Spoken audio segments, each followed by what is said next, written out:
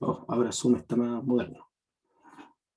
Entonces, como hacemos cada clase del Zohar, nos vamos a tomar unos instantes de silencio, ¿cierto?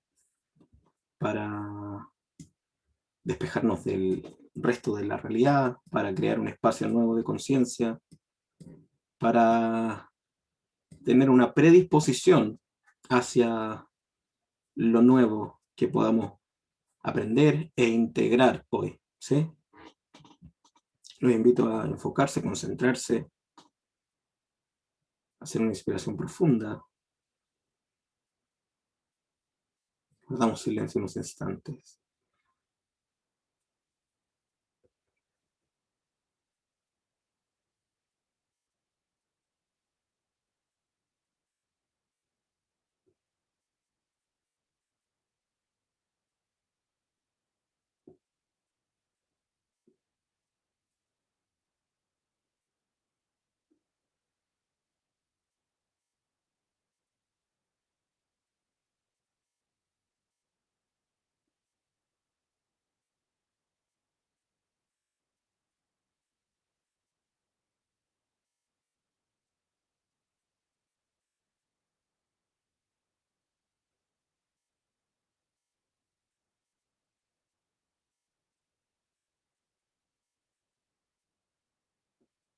Quiero estudiar para que el estudio me lleve a la acción de la rectificación de mis intelectos, mis emociones y mis instintos.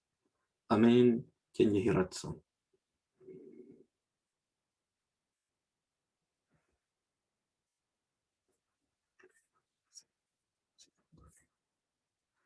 Bien, entonces, semana 36, ¿sí? En la que nos corresponde la porción 35 y 36 de la Torá. En este caso, la porción Naso y la porción Bejalotja.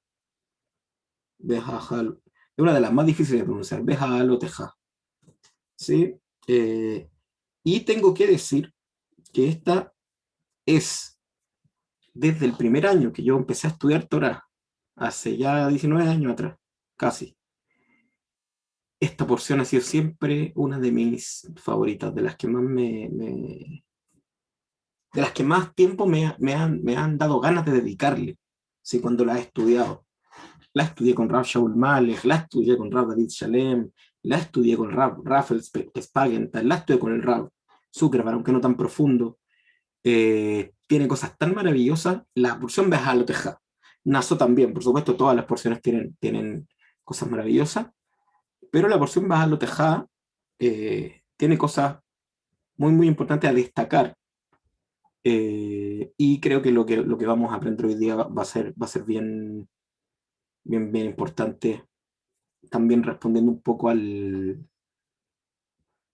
¿cómo decirlo? Como el ritmo que, o al camino al destino en el que estamos queriendo un poco dirigir Fundación Kabbalah, sí, esta escuela de Kabbalah, digamos, que funciona acá. Vamos a hablar de algunas cosas de la parte literal de la porción, cosas interesantes, y luego vamos a ir al Zohar. En en la porción Behalot Ha, ¿cierto? Se nos comienza comienza el texto, ¿cierto? De la Torah, de esta porción, diciendo Behalot Ha etanerot, ¿sí? Que significa, se puede traducir como cuando eleves, cuando alces, ¿cómo se llama? Las lámparas, ¿sí? Que es una instrucción, ¿cierto? Que se le dio a Aarón, ¿sí? De hecho, en el Zohar hay una pregunta, dice, si ya se había dado antes en el libro de Vayikra, en el libro de Levítico, la instrucción de que la menorá, el candelabro, cierto, sagrado, que estaba dentro del templo, que tenía 7 brazos, me imagino que han visto la imagen, se me fue a poner la imagen hoy día en la presentación para mostrarse, pero bueno, ¿cierto? Eh, Aparece, ¿cierto? Esta instrucción aparece en el libro de Levítico, ¿cierto? Vayikra. y ahí se indica todo como bueno, desde Éxodo, pero la forma que tenía que tener la lámpara, ¿cierto? Que era de oro macizo, que era, voy a buscar una imagen mientras que hablamos, eh, que era de una sola pieza, ¿cierto? Y que de alguna manera reflejaba un aspecto o algún, como la manifestación física o la representación física de un aspecto cósmico, ¿cierto? Como todo lo que había en el templo, ¿cierto? En el templo sagrado de Jerusalén. En un segundo voy a buscar una imagen que nos permita verla bien para que tengan la claridad. Esta, ¿verdad? Acá, esta está buena. La voy a incluir en la presentación.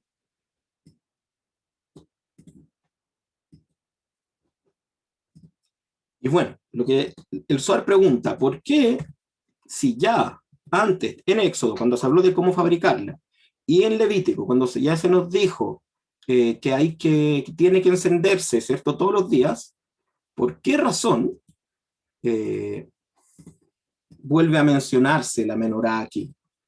Porque si ya se había dicho, ¿cierto? Ahora se los voy a poner en la pantalla. Si ya se había dicho, ahí está, ¿sí? Ahí tienen una imagen del Cohen encendiendo las lámparas. Entonces le dice, dice, cuando eleves, de hecho, la alot puede significar encender, o sea, prender fuego, ¿cierto? Las personas que prenden las velas de Shabbat, por ejemplo, o que las han prendido, ¿cierto?, en las festividades, ¿cierto? Dicen, lehadlik nersher, encender las velas. La alot también significa encender, pero también significa eleves, elevar, alzar, subir. Y dice, la harás apuntando hacia el centro. Ahí se pueden ver en la imagen, tenemos esta lámpara que era de oro macizo, como les dije, que tenía flores, almendras, era como un árbol, ¿cierto? Representa obviamente las 7 luces, es obvio lo que representan. Y el Cohen, ¿cierto? Lo que tenía que hacer era simplemente poner las llamas, elevarlas, no prenderlas, elevarlas, y mantenerlas con aceite durante todo el día. Como se fijan ahí que él le está echando aceite para que se mantengan ardiendo. Lo interesante es que dice, cuando las eleves, las apuntarás hacia el centro y arderán. Entonces lo que nos dice el Zohar y lo que nos dice el Talmud es que el Cohen no las prendía, o sea, el Cohen no le ponía fuego, sino que el Cohen simplemente la elevaba, también la elevaba con su conciencia, y luego se encendía solo. ¿Y qué ocurría además? Cuando se encendía la menorá, que era como a las 6 de la mañana, era cuando salía el sol, cuando la encendía, las personas del pueblo de Israel se despertaban para ir a hacer todo el templo al servicio matutino. Entonces, ¿qué responde el Zohar? Dice, la Torá nos vuelve a mencionar la importancia de encender la menorá, pero ahora en relación con Aarón, con el Cohen, y no solo para decirnos que hay una lámpara, que una lámpara genial, que una lámpara maravillosa, ¿cierto? Que además tiene estas luces que encienden las luces de las almas de Israel, sino que además para indicarnos que Aarón tenía más de un rol. O sea, ya sabemos que Aarón iba a entrar una vez al año en Yom Kippur. Ah, ok. ¿Y qué hacía el resto del año? ¿Cierto? Porque entraba una vez al año. ¿Qué hacía el resto del año? Vimos en otra parte que él le tocaba encender el ketoret, el incienso, ¿cierto? Que era una mezcla de especias, ¿cierto? Que se quemaba que se quemaba en el altar interior del templo, como vamos a ver después, y que tenía el poder de elevar, ¿cierto?, la conciencia de la persona y por su frecuencia, por la energía del incienso, generar una influencia espiritual en el templo. Y entonces esa era una labor que hacía a diario, encender el incienso. Y además, entonces aquí se nos viene a contar una tercera labor. Segunda labor diaria, tercera labor anual, digamos, una segunda labor diaria que tenía que hacer Aarón, que era elevar las lámparas. Entonces decía, cuando las eleves, arderán. Y más adelante se nos revela que el secreto, ¿cierto?, que nos dejó el rey David para poder hacer esto como el ejercicio de encender nuestras lámparas, y que de hecho a quienes les cuesta despertarse en la mañana pueden hacerlo, es escanear, ¿cierto?, o recitar, si se pueden, el Salmo 67. ¿Sí? ¿Por qué? Porque el Salmo 67 tiene 7 versos, y la cantidad de palabras que tiene en total el Salmo es la cantidad de piezas que tenía la menorá.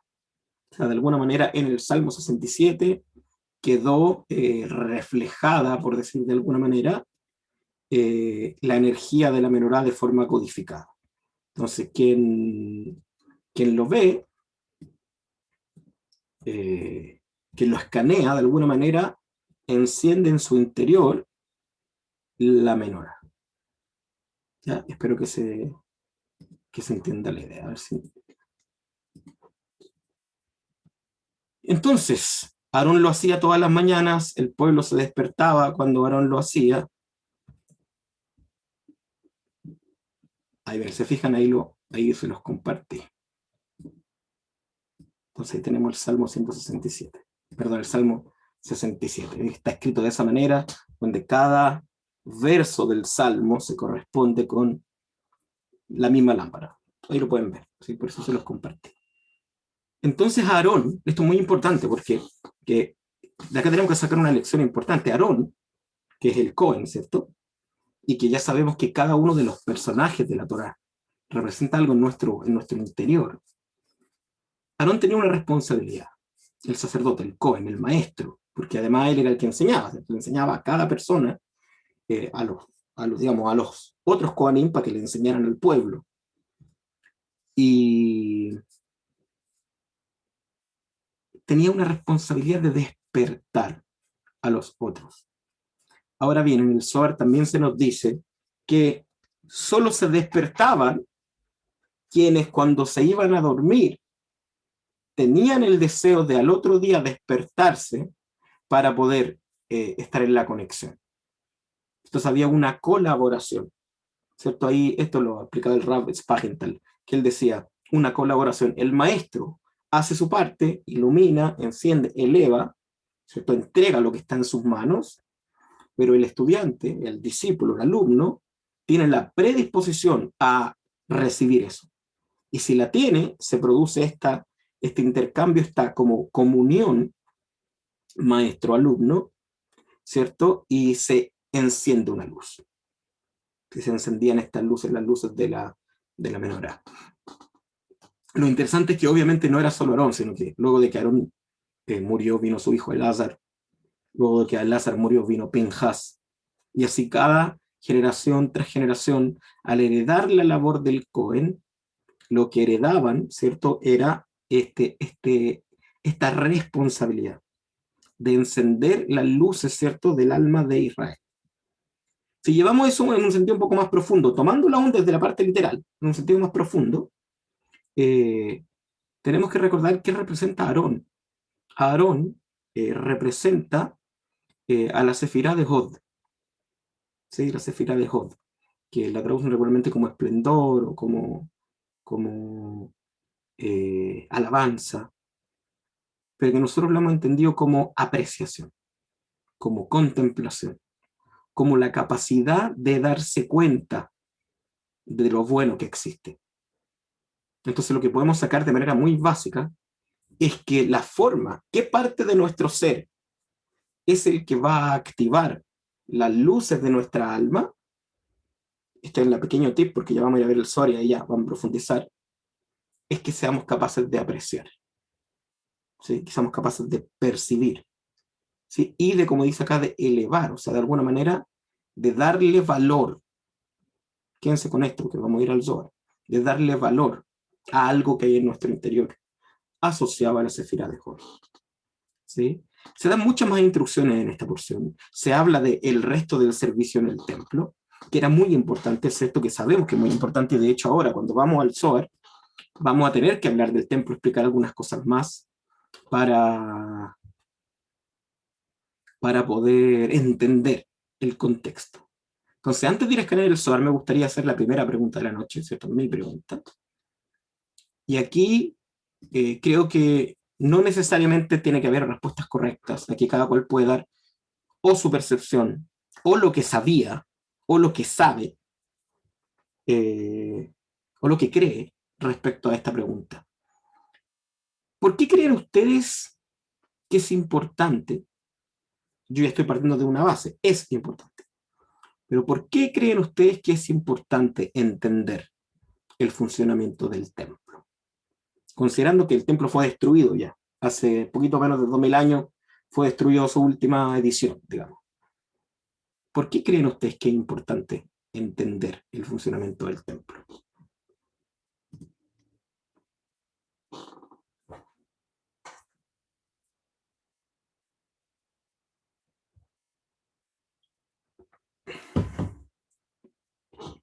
Inger dice porque somos una réplica del templo. ¿Ya? Carlos dice era una conexión. Franklin dice el templo es una representación de Adán, de nosotros. Estefano, puede ser una representación del funcionamiento, de jerarquías. Daniel dice, recuerdo que enseñaste que el templo canalizaba luz, entonces el saber cómo funciona nos permite canalizar nosotros esa luz. Ya. Tan interesantes las contribuciones de los compañeros. ¿Sí? Sí, creo que todos... Mira el sentido que da Carla, muy interesante, el conectarnos y reunirnos. Sí, también, pueden pensar el templo era el lugar de reunión, la importancia de tener una comunidad. De hecho, esta semana quiero grabar un video sobre eso para Cava Live. Bien, gracias por sus participaciones. Vamos a ir a escanear el Zohar. ¿Sí? Quedémonos con estas cositas ahí. ¿Qué pasa acá? Ahí está. El verso de esta semana, verso 50 de la porción del Bejalotejá, de la porción Bejalotejá. Verso 50, la letra Nun. ¿Mm? Nos concentramos.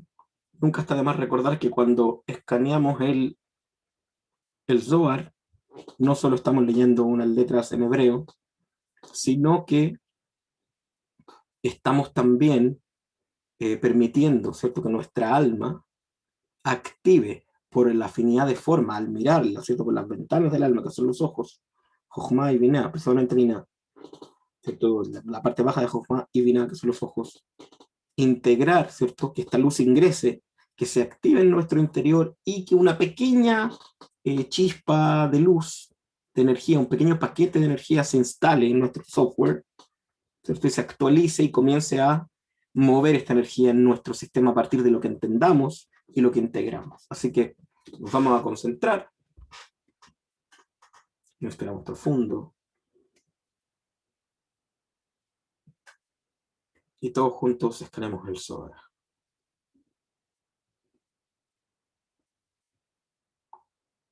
Umatbach, Benima'a,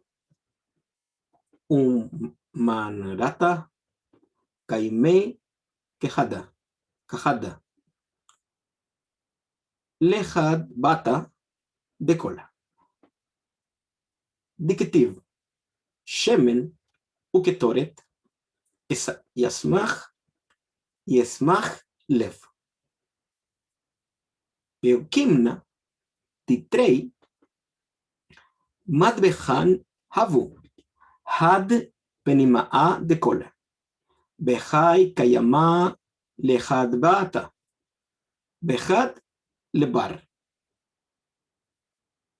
Lekarba, Karvanin. Umehai, Benima'a, Nefik Lehai, Delevar. Uma'an de Jamei, Beistakal, Inda, Jochmata, Ila'a. Raza de Mila, Adonai, Yudhei Vavhei. Pe'alda lo itkarav ketarta ela besha'ata de shemen ishtachach.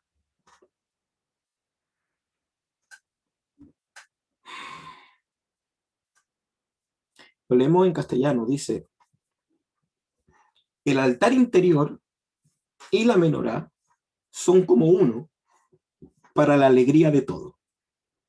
Como está escrito, el aceite y el incienso regocijan el corazón. Ya hemos dicho que hay dos altares: el interior, que es para la alegría; el exterior es para las ofrendas de acercamiento. La abundancia fluye desde el altar interior hasta el altar exterior. Quien lo mira y lo observa entiende y comprende la sabiduría elevada, que el secreto de este asunto es Adonai Yud-He Vav-He. Por lo tanto, el incienso solo es ofrecido cuando hay aceite. Tómense unos instantes, cada uno de ustedes, ahí donde están, para leerlo, para ver qué logran, qué pueden ustedes discernir, relacionar, asociar, y luego vamos a explicarlo. Tómense un minutito para hacerlo.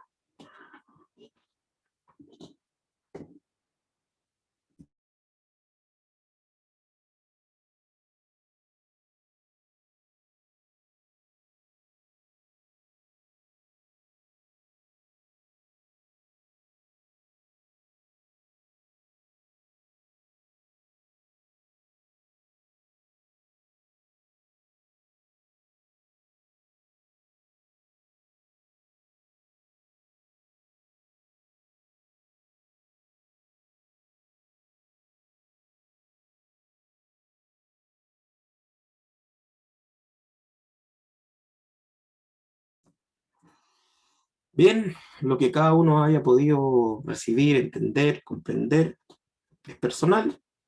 Las ideas que puedan haber surgido son, cada uno se las guarda para sí mismo, ¿sí?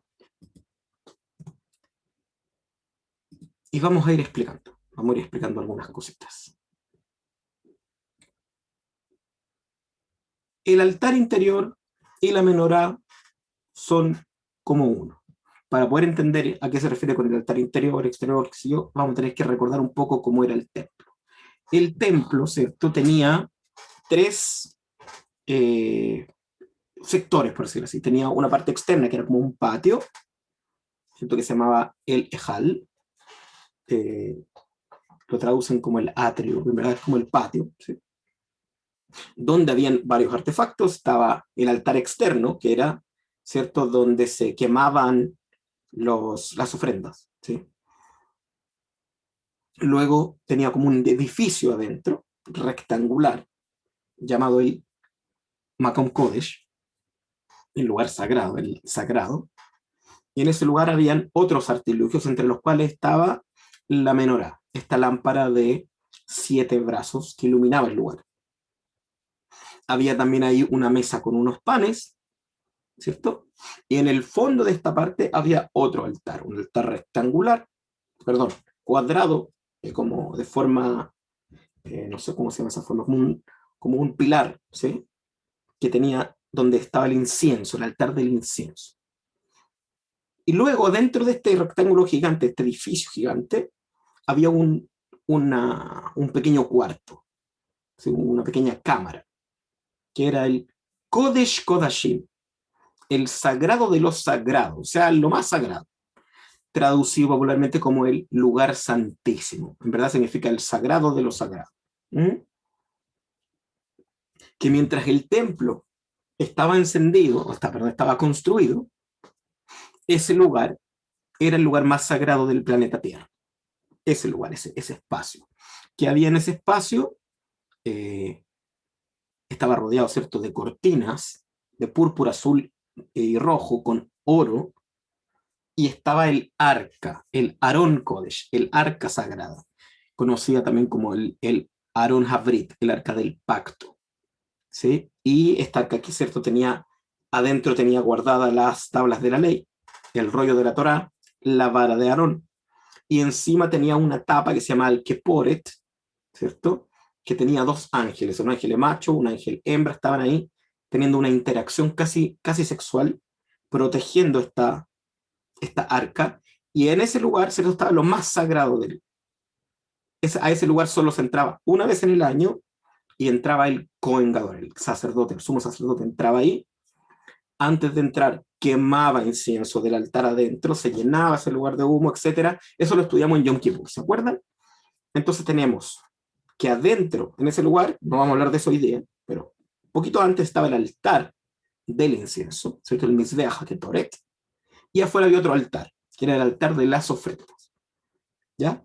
Junto, cerca de este altar del incienso, es que estaba al frente, al medio, estaba la lámpara.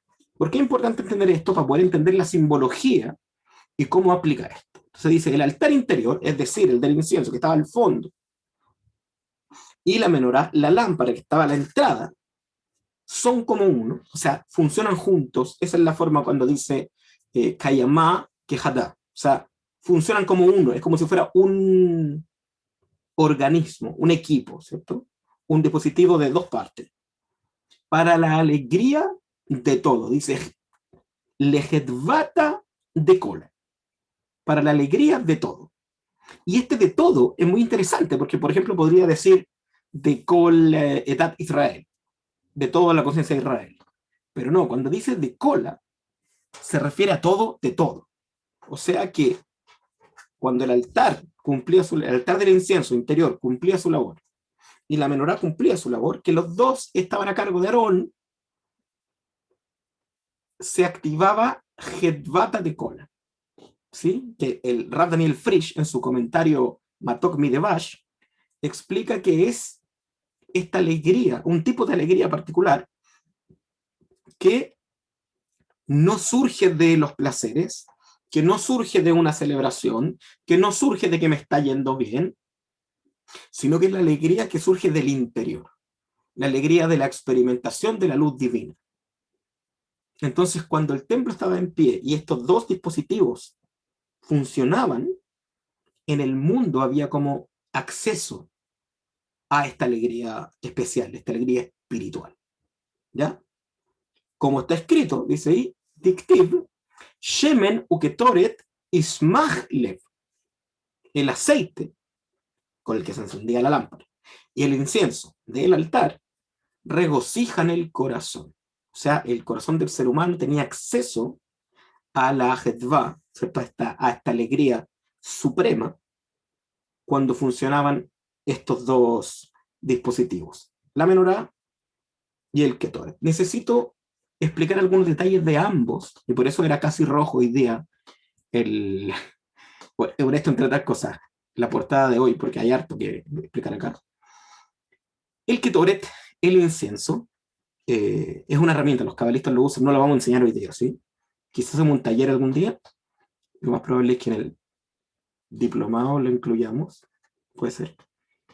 El Ketoret era una mezcla de especias que se molían, eran en total 11 especies y en total 13 partes, ¿sí? Que se mezclaban, que se mezclaban como mezcla de perfumista, o sea, era un trabajo muy profundo de especias de la naturaleza, que al mezclarlas producían un incienso, y ese incienso se quemaba en el altar. El altar, ¿cierto? Era, como les expliqué, era como un pilar, adentro del pilar había como un brasero, por decir ahí, ¿cierto? Había fuego ahí, un fuego continuo, y el Cohen tomaba un puñado y lo quemaba, y ese incienso ahí llenaba, ¿cierto?, de lo que se llamaba, atento con esta palabra, Reach Nihoach, Reach Nihoach, que significa un aroma satisfactorio, placentero, un aroma satisfactorio, placentero. Que el mismo término que se ocupa cuando se quemaban las vacas, ovejas, corderos en el altar de afuera, también dice que arderán con Reach Nihoach, un aroma placentero. ¿Placentero para quién? Para el sistema. ¿Qué quiere decir un aroma placentero? Es como una frecuencia, por decirlo así, una frecuencia, vamos a explicar por qué, que activaba ciertas cosas a nivel del sistema, o como diría el Ari en su lenguaje poético, le daban placer al creador. ¿Ya? Continúa el texto del Zohar. Ah, perdón, eso era el altar de adentro. Pero aquí estamos hablando de que el altar interior y la menorá funcionan como uno. ¿Qué era la menorá? Ya lo vimos, ¿cierto? Este candelabro. Este candelabro, en esencia, funcionaba de dos partes. La vasija, que era todo el candelabro, ¿cierto? De oro. Y aquí va mi segunda pregunta de la noche, aludiendo a su conocimiento o a lo que puedan discernir. El oro, y para que la pista sea fácil, o no tan fácil, pero más fácil, ¿a qué parte del árbol de la vida saben o creen que alude el oro para poder entender esto?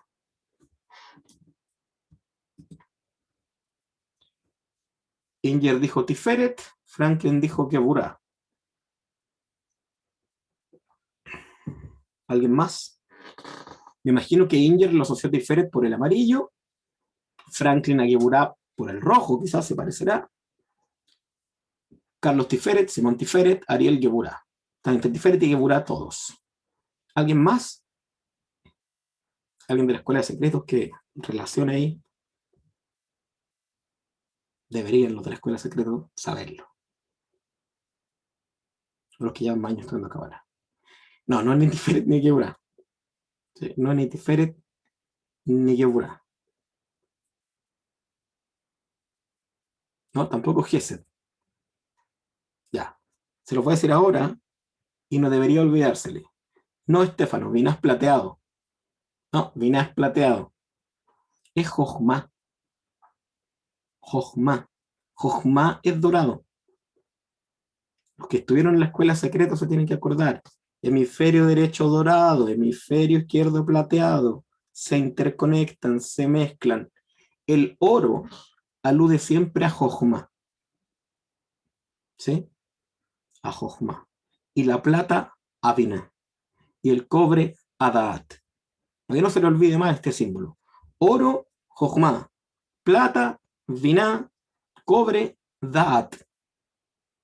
Entonces, el oro de la menorá representa Jochma, un aspecto de Jochma, la vasija de Jochma.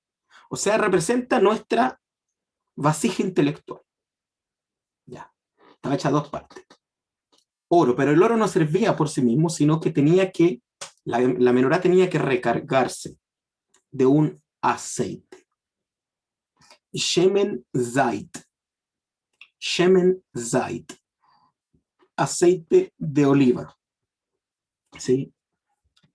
Este aceite tenía que ser de una oliva absolutamente machacada con unas rocas. Aceite de oliva puro. Shemen Zait Taor. ¿Sí? Entonces tenemos la vasija que era oro macizo, como todo lo que estaba en el templo. El altar era de oro, la mesa era de oro, el arca era todo era de oro. Todo representaba lo que ocurría a nivel de Jochma, a un nivel supremo. Y luego, depende de lo que fuese, otros niveles. Pero era aceite. Aceite. Shemen. Y el aceite representa algo particular en las personas, ya lo vamos a ver. Pero por ahora vamos a decir simplemente que tenemos el altar de oro con incienso, ¿cierto? Que llenaba y que funcionaba para la alegría, dice ahí, como vamos a ver. Y la menorá, que era una lámpara de oro con aceite que iluminaba. Como está escrito, el aceite y el incienso regocijan el corazón. Ya hemos dicho que hay dos altares, entonces aquí va a activar una tercera parte, que es el altar exterior. Dice. El interior, que es para la alegría, o sea, el del incienso. Y el exterior es para las ofrendas de acercamiento, ¿cierto? El exterior era el altar donde se ofrecían los animales, ¿cierto? Donde se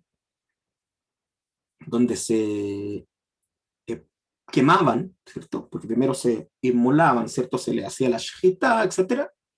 Y luego se les quemaba en el altar. Y esto era el altar externo. Este altar, ¿de qué material era? No era de oro, sino que era de piedra. De piedra. última, y creo que esta va a ser mi última pregunta de la noche, y luego vamos a la explicación ya del resto. ¿Qué representa la piedra en el árbol de la vida?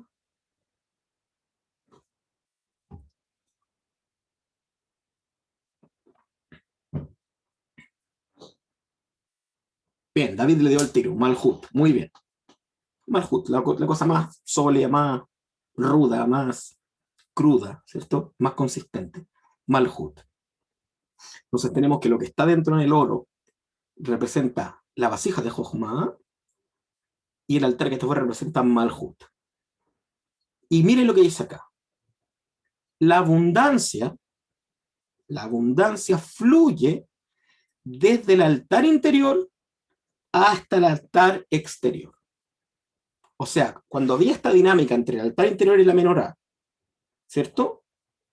La abundancia, es decir, el influjo divino, la luz divina, fluía desde el altar al altar exterior, es decir, hasta esto le daba potencia y fuerza y energía al fuego del altar externo, que era el que quemaba las ofrendas, que era al final el que generaba el acercamiento entre la persona que presentaba la ofrenda y el creador, el sistema divino, ¿cierto?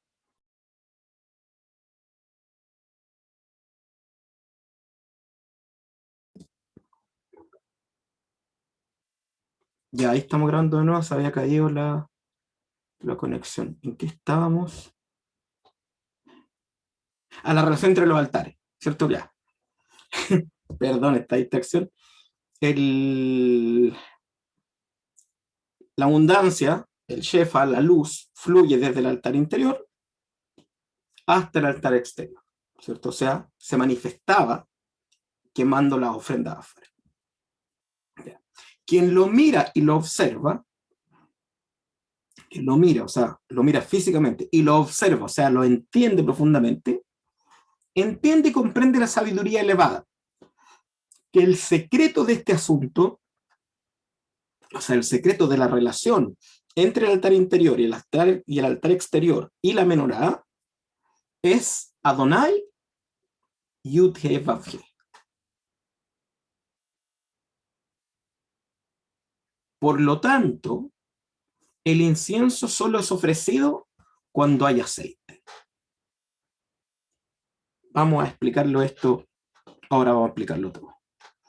Como yo les dije, lo que producía el altar, que era un aroma, y lo que producía el altar externo, que también era un aroma, hay que sumarlo a que también lo producía la menorá.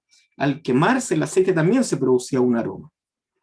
La palabra aroma, ¿cierto? Y este tipo de aroma que surgía dentro del templo era reach nihoach. ¿A qué podríamos, y esta sí yo creo que va a ser la última pregunta de la noche, asociar la palabra reach? ¿A qué les suena a ustedes? Reach, claro, ¿cierto? A ruach. De hecho, se escriben con las mismas palabras, ¿sí? Reach, ruach. Y el ruach alude, ¿cierto?, a nuestro mundo emocional, al mundo emocional del ser humano. De hecho, de acuerdo a las explicaciones de la Kabbalah, el lugar, el patio representa Nefesh, el edificio, el lugar santo representa Ruach, y el espacio, el santísimo, representa Neshama. Todo este trabajo que estamos hablando, aunque estemos hablando de la vasija de Jochma, y vamos a ver que también de la luz divina, estamos hablando de algo que ocurre a nivel de Ruach, a nivel de nuestro mundo emocional. Nos quedan poquitos minutos, pero por el tema de la pausa yo creo que nos vamos a pasar un ratito, ¿sí? Entonces, todo esto tiene que ver con Ruach, tiene que ver con emoción. ¿Y qué es emoción? Energía, frecuencia de energía. El Ketoret tenía una frecuencia de energía, las ofrendas que se quemaban tenían una ofrenda de energía. Entonces, ¿qué dice aquí? Que el altar, o sea, el del incienso, del aroma, o sea, algo de Ruach, un aspecto de Ruach, y la menorá, que arde con el aceite, otro aspecto de Ruach, trabajan como uno para la alegría de todo. ¿Sí? Vamos a explicar ahora. El, el Ruach, lo que llamamos Ruach, ¿cierto? Nosotros, que es nuestro mundo emocional y que también se puede traducir como nuestro mundo espiritual, es la parte más compleja de todo nuestro sistema. Si bien pareciera más difícil de entender el mundo intelectual en términos del árbol de la vida, que es de Jochma, Binah, Da'at, es complejo, el mundo de Ruach tiene 6 dimensiones y cada una de esas dimensiones tiene múltiples frecuencias. El Zohar nos va a explicar más adelante que si bien todo es de oro dentro, los artefactos son de oro, que representan la vasija de Jochma, la energía que se movía dentro de esta era la luz divina. ¿Sí? Entonces tenemos Jochma, o sea, es decir, nuestro mundo intelectual, ¿cierto? Nuestro mundo espiritual superior, manifestando la luz divina, vendría a ser nuestros pensamientos, pero expresándose en forma de emociones, porque era reaj, era aroma, era un aroma, ¿cierto? Agradable. Entonces esto quiere decir que el servicio del templo principal, y como ya dijeron todos ustedes al principio, el ser humano es el modelo del templo, el templo es una réplica del humano. Entonces la clave aquí para que surja esta alegría para todos, esta jedbá, esta alegría interna, es que se active en nuestro interior el altar y la menorá, para que como consecuencia de eso el altar externo arda, ¿cierto? Y provoque el acercamiento. Quien lo mira y lo observa entiende y comprende la sabiduría elevada, que es el secreto de este asunto, es Adonai Yud-He Vav-He. Primero, volvamos a lo que explicamos al principio de la clase. ¿Quién tenía que hacer esto? ¿Quién tenía que prender el altar y quemar el incienso y preparar la menorá para que ardiera el aceite? A Aarón. ¿Qué es Aarón? La sefirá de Hod. Que conte que Aarón no preparaba el incienso, Aarón no hacía el aceite, eso era hecho afuera.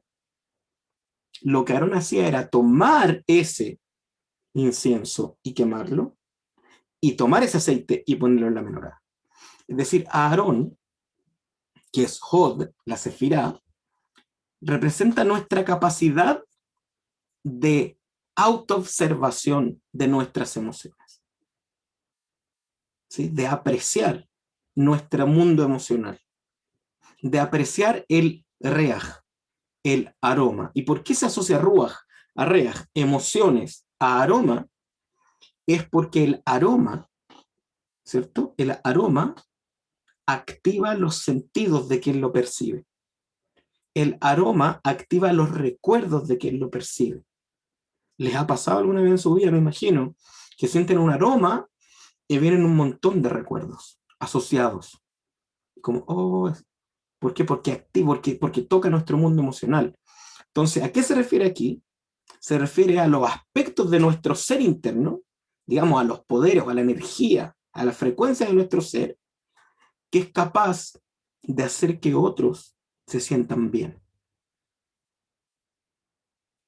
Entonces, el primer paso de esto es, Aarón, quemando el incienso y preparando las lámparas, representa cada uno de nosotros mirándonos a nosotros mismos y reconociendo y apreciando en nuestro interior qué parte de nuestro ser puede darle a otro algo de satisfacción.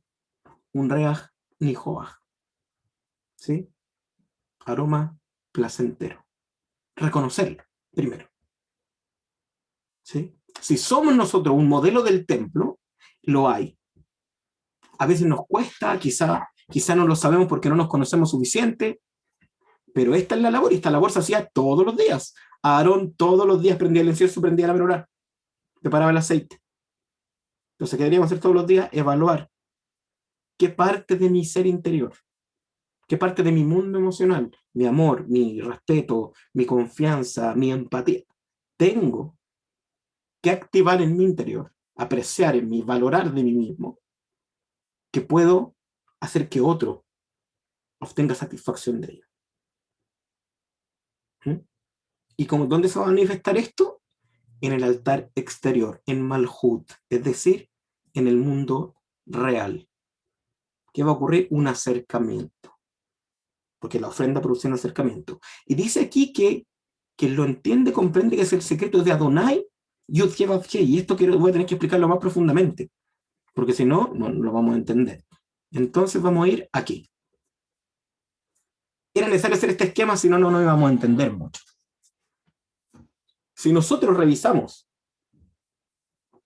las explicaciones del Ari, las explicaciones del Rashash, las explicaciones del Zohar hechas por ellos, nos dicen que Yud He Vav He existe primeramente, al menos en este aspecto, en Binah.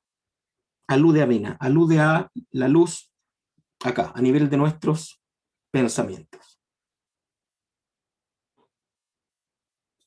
Perdón, me distrajo. Binah.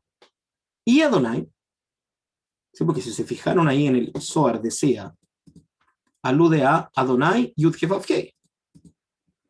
Y Adonai se refiere a Malhut, al nombre de Malhut, que está aquí escrito ahí abajo. Esto es muy interesante. Entonces dice que la dinámica que ocurre entre el altar interior y el altar exterior, la dinámica que ocurre cuando apreciamos internamente qué emociones, qué energía interna podemos encender, activar en nosotros para manifestarlo en acciones, ¿cierto? En influencia que dé satisfacción a otros, ¿cierto? El secreto de eso, lo que va a ocurrir afuera, tiene que ver, ¿cierto?, con la unión de la luz divina con la luz de Malhut.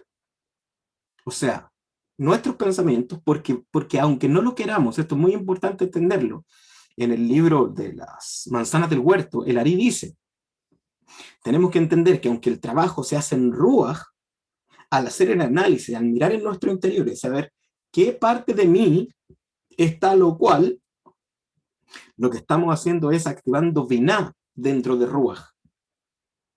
Porque estamos analizando, estamos contemplando, estamos analizando, entendiendo, tratando de comprender, tratando de entender, tratando de discernir Binah. Y si nosotros tomamos el valor numérico de Yud He Vav He, que está arriba, que es 26,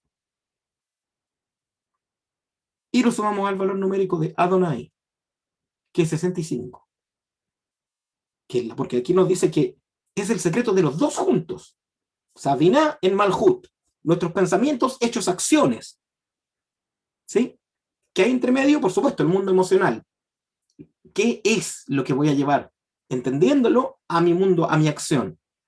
Da 91, que es el valor numérico de una palabra que ocupamos seguido, que es la palabra amén, que está escrita ahí en hebreo también. Amén. Entonces, ¿qué quiere decir esto? ¿Qué quiere decir el secreto del amén? ¿Sí? Ya se están dando cuenta porque esta clase tenía portada roja, ¿cierto? Amén, que significa es verdad. Esto ya lo hemos dicho. La palabra amén significa es verdad. Es el significado simple del que vamos a sacar algo más de esto. Entonces, reconocer las cualidades internas, ¿cierto?, para que se manifiesten como acciones en el altar externo, ¿cierto?, desde el incienso, o sea, desde el mundo emocional, fluyan y se manifiesten en el altar externo como acciones que traigan alegría. Por eso sabemos que es Binah, porque el mundo interior de Binah es alegría, es el secreto del amén. ¿Cuál es el secreto del amén en el ser humano? El secreto de la verdad. ¿Sí? De la verdad activa. Entonces aquí vamos a profundizar en lo que habíamos dicho. Para poder reconocer qué cualidades, o sea, qué ruaj, qué reaj hay en nuestro interior, tenemos que activar el secreto del amén personal, de la verdad. ¿Cuál es nuestra propia verdad? Tenemos que preguntarnos a nosotros. ¿Qué es verdad de nosotros mismos? Y tenemos que ser capaces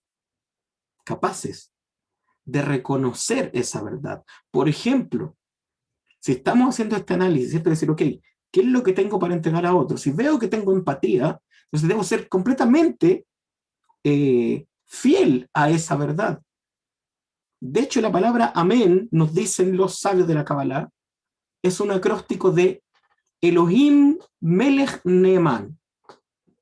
Amén. Elohim Melech Neeman, que significa, ¿cierto? Dios es un rey fiel. Pero sabemos que en términos conscientes significa que el sistema funciona. Pero significa, Neeman significa fiel.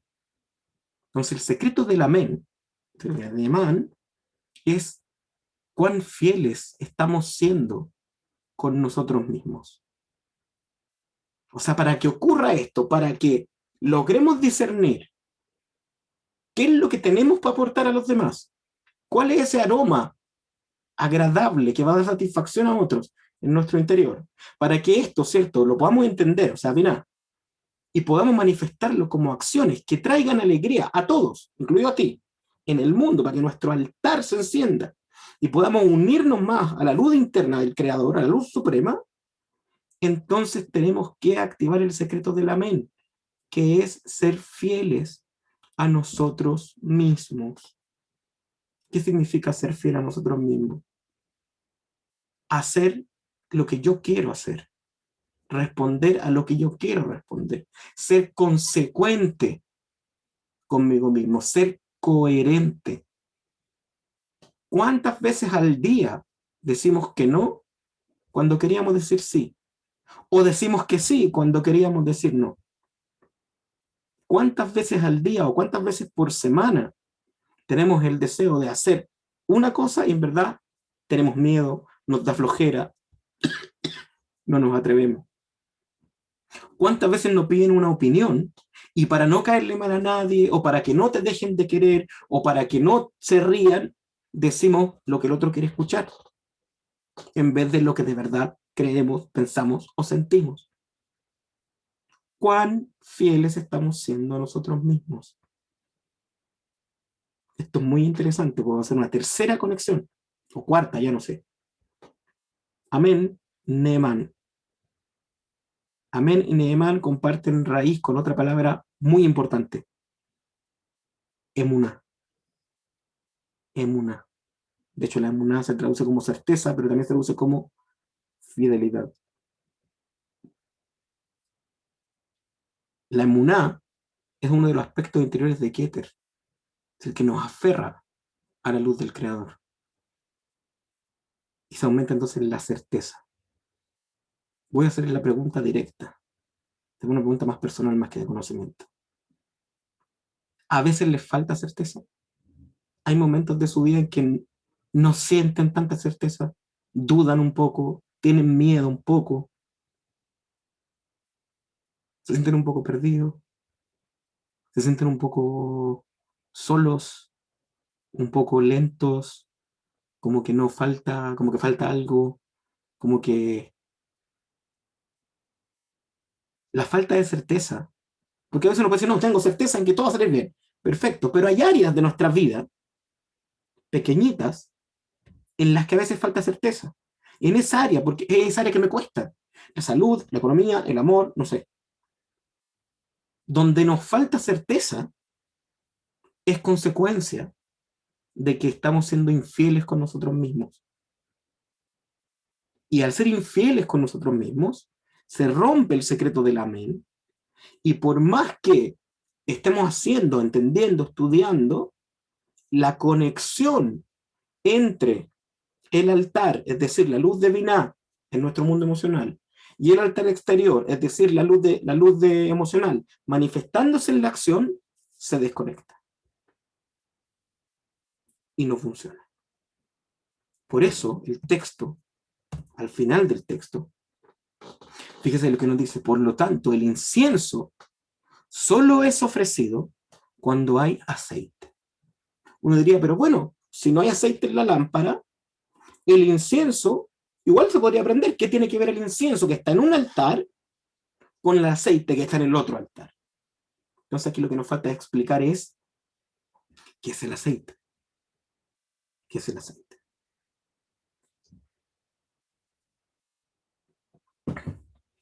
El aceite de la menorá era producido, como dijimos, de olivas machacadas. La oliva, la aceituna, es un fruto. Es un fruto. ¿Sí? Y el fruto siempre representa la acción concreta. Entonces, ¿qué quiere decir? Que no hay incienso si no hay aceite. Quiere decir que por más que hayamos hecho ya el proceso de identificar internamente, estas son mis cualidades, estos son mis atributos, esto es lo que tengo para entregar. Ok, voy a intentar ser coherente, voy a pensar, decir y hacer lo mismo. La oliva machacada representa la acción, ¿cierto? La acción expresada, la acción hecha concreta, no solo el deseo o no solo el saber la acción que tengo que hacer, sino la acción activada. Por ejemplo, si alguien me dice, no, mira, en verdad a mí me gustaría vivir de mis talentos, por ejemplo, ¿sí? Me gusta escribir, me gustaría vivir de escribir, por ejemplo, que alguien diga eso. Ok, tiene claro, ¿qué tiene? Tiene amor, tiene inspiración, tiene mucho para entregar. Me gusta escribir. Ok, te gustaría escribir, perfecto. Estás escribiendo continuamente. El escribir en sí mismo sería, ¿cierto?, machacar el aceite. Cuando escribas, o sea, cuando pongas en práctica eso que dices desear, sentir, tener, en consecuencia, en fidelidad contigo mismo, entonces va a ser aceite. Cuando hay aceite, se va a encender la menorá y el incienso se ofrece. Entonces, esa energía interna, esa emoción, esa potencial que tenemos para entregar, recién se empieza a quemar y empieza a surgir el aroma agradable.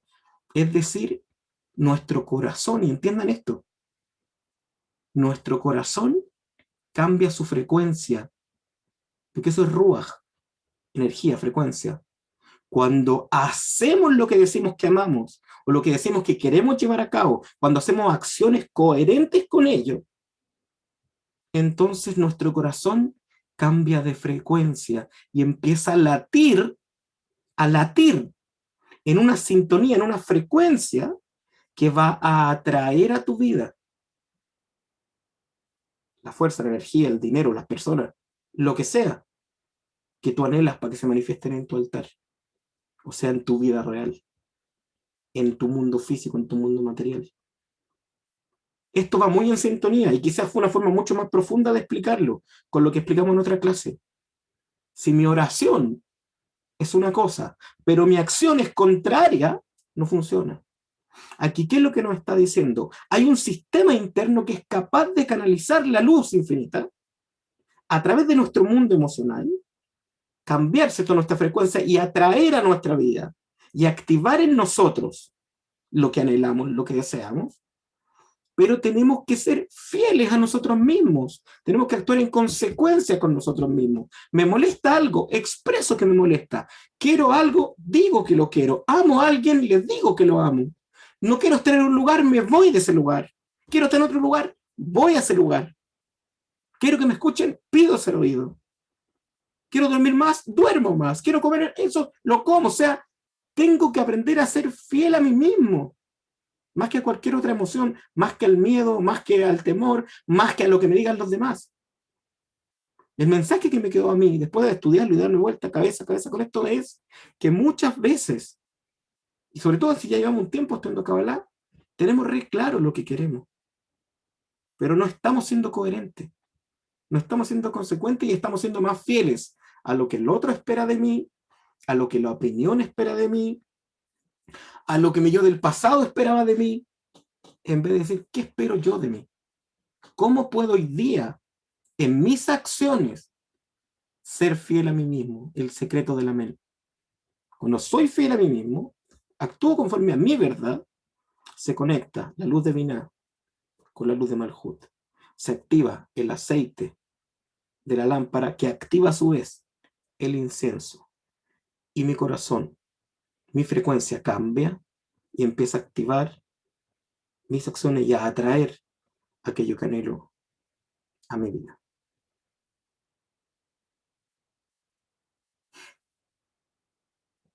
Nos pasamos un ratito de la hora. Me disculpo por eso. las cosas técnicas ahí estuvieron afectando. Espero de todo corazón que aunque haya sido compleja la clase, el mensaje más práctico les quede. Seamos fieles a nosotros mismos y actuemos en coherencia. Les voy a invitar a cerrar sus ojos un momento, un pequeño momento, y a inspirar profundo